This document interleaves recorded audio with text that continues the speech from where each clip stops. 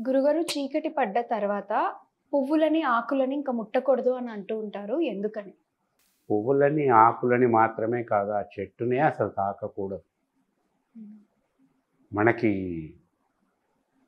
చూడండి, ఏవైనా చెట్ల మీద ఉండేవి ఏవైనా సరే మంచి వెలుతురు ఉన్నప్పుడే కనపడతాయి. హ్మ్.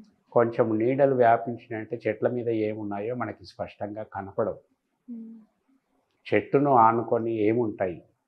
పశువులు ఉంటాయి, సూక్ష్మజీవులు ఉంటాయి, క్రిమి కీటకాలు ఉంటాయి, ఒక్కొక్కసారి పాములు కూడా ఉంటాయి. హ్మ్. ఇవన్నీ కూడా మనకు కనపడవు. కాబట్టి ఆ చెట్టు దగ్గరికి పోతే ఏ సాలెపురుగో మన పైనుంచి పారుకుంటూ పోవచ్చు. కనపడని ఏ సూక్ష్మజీవులు మన ఒంటికి వ్యాపించినప్పుడు అది ఒళ్ళంతా వ్యాపిస్తుంది. రకరకాల ఎలర్జీస్ వస్తాయి. హ్మ్. మళ్ళీ క్రిమి కీటకాలు ఇవన్నీ ఉంటాయి. ఇవి ఎక్కడ ఏ విధంగానైనా మన మీద పడవచ్చు. రాత్రిపూట వాటికి శక్తి ఎక్కువ. హ్మ్. సో వాటి నుంచి అవాయిడ్ చేసుకోవటానికి ఒకటి.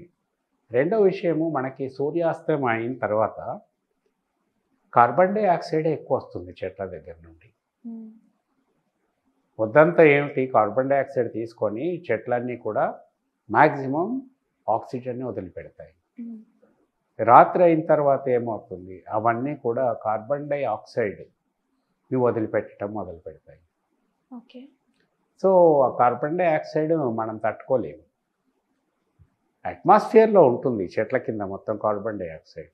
అక్కడి చెట్ల కిందికి మనం వెళ్ళామంటే we have to inhale carbon dioxide. That is not good for us. So ఏ విధంగా కూడా సూర్యాస్తమైన తర్వాత చెట్ల దగ్గరికి పోవటం ఇదంతా కూడా not good thing. It is not మంచి ఫలితాలను ఇవ్వవు. హ్మ్. కొన్ని ఎక్సెప్షన్స్ ఉంటాయి మళ్ళీ. కొన్ని గుళ్ళల్లో కొన్ని చెట్లకి సూర్యాస్తమయం తర్వాతే పూజలు చేస్తారు. హ్మ్. అవి కొన్ని ఉంటాయి. మన మన హిందూ సాంప్రదాయాల్లో అట్లా ఉంటాయి. కొన్ని చోట్లకి నైట్ టైమే వెళ్ళవలసి వస్తుంది. Exceptions are always there. Hmm. ఇంకా మనకి బాగా పూజనీయంగా తలసేటటువంటి తులసి, రావి, వేప ఇట్లాంటి చెట్లను కూడా సాయంత్రం తర్వాత టచ్ చేయవద్దంటారు. ఓకే. ఈ చెట్లకు చేసే పూజలు అవన్నీ కూడా చెట్టును ముట్టుకోరు, హ్మ్. దూరం నుంచే చేస్తుంటారన్నమాట. అందుకని చెట్లు సాధ్యమైనంత వరకు సాయంత్రం తర్వాత చెట్ల దగ్గరికి పోవటం, చెట్లను ముట్టుకోవటం చేయకూడదు. ఓకే. ఎందుకంటే మన ఆరోగ్యరీత్యానే, దానికి సెంటిమెంట్స్ అంటూ ఏమీ లేవు. మనకి చూడండి, హిమాలయాలు అట్లాంటి ప్రదేశాలకు వెళ్ళినప్పుడు అక్కడ వాళ్ళు చెప్తారు, అక్కడ చాలా అరుదుగా మొక్కలు ఉంటాయి. ఎందుకంటే మొత్తం ఇసుక ఉంటుంది, హ్మ్. లేకపోతే మంచు ఉంటుంది. హ్మ్. ఎక్కడో కానీ మొక్కలు మామూలు హైట్కే పెరుగుతూ ఉంటాయి. హ్మ్. చక్కటి పువ్వులు ఉంటాయి. బాగున్నాయి కదా అని వాటిని ముట్టుకోవద్దని చెప్తారు. ఈవెన్ కొండల పైన కూడా ఏ చెట్టును మీరు ముట్టుకోవద్దు, దూరం నుంచే చూడండి అని చెప్తారు.